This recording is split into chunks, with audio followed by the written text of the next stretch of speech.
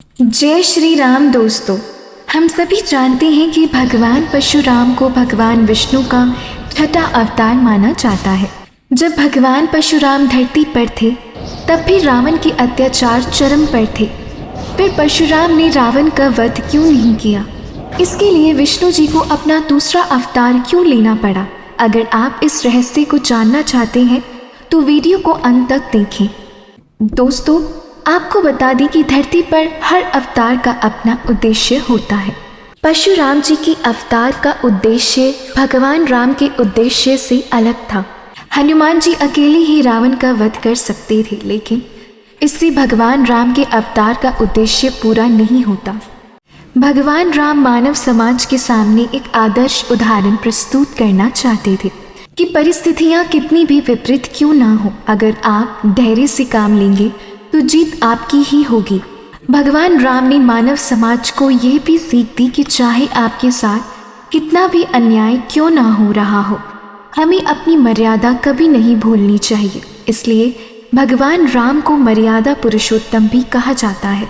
भगवान राम के सामने एक से बढ़कर एक चुनौती आई।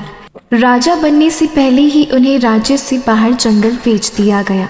जंगल में रहते हुए भगवान राम की अर्धांगिनी माता सीता को रावण ने हरण कर लिया।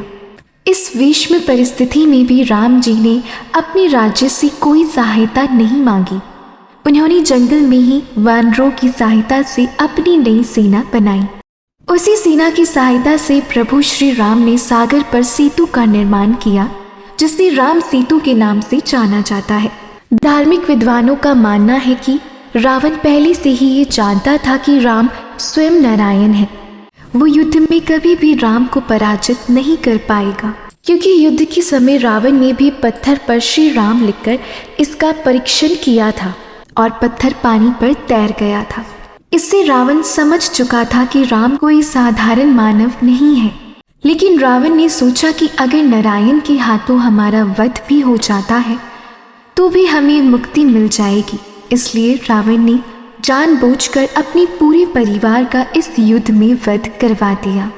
रावण को यह भी मालूम था कि अगर मैंने श्री राम से बैर नहीं लिया तो मुझे और मेरे पूरे परिवार तथा प्रजाजनों को राक्षस योनि से मुक्ति नहीं मिल सकती है।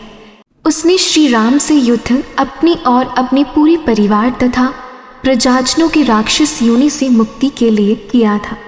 पुराणों में कहा गया है कि भगवान श्री राम को रावण के मारे जाने का दुख भी था। रावण भगवान शिव का महाभक्त था। उसे मारकर पाप की भागी ना बने, इसलिए श्री राम ने तपस्या भी की थी। युद्ध आरंभ होने से पहले जब श्री राम रावण के विरुद्ध युद्ध से पूर्व अपने आराध्य देवाधिदेव महादेव की ज्योतिर्लिंग की स्थापना और पूजन के विषय में सोचने लगे, तब उन्हें ये चिंता सता रही थी कि भला इस पूजा हेतु वो आचार्य रूप में किसे आमंत्रित करें। ऐसे श्रेष्ठ कार्य में कोई विद्वान आचार्य ही पूजन करवा सकता था। उनकी इच्छा थी कि ये कार्य कोई ऐसा व्यक्ति करे जो वैष्णव और शैव दोनों परंपराओं का अनुपालक हो। तब जाम्बन जी, जो कि रावण के दादाजी के मित्र थे, इसलिए वे ही रावण को आचार्य रूप में बुलाने के लिए लंका गए।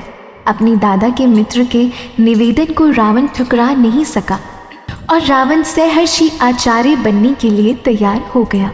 रावण जानता था कि यह विग्रह स्थापना लंका विजय के उद्देश्य के लिए किया जा रहा है, पर तब भी उसने जाम्बन जी के इस निमंत्रण को नहीं ठुकराया और विधि विधान से पूजन संपन्न कराया और पूजन के अंत में श्री राम को विजय श्री का आशीष भी दिया।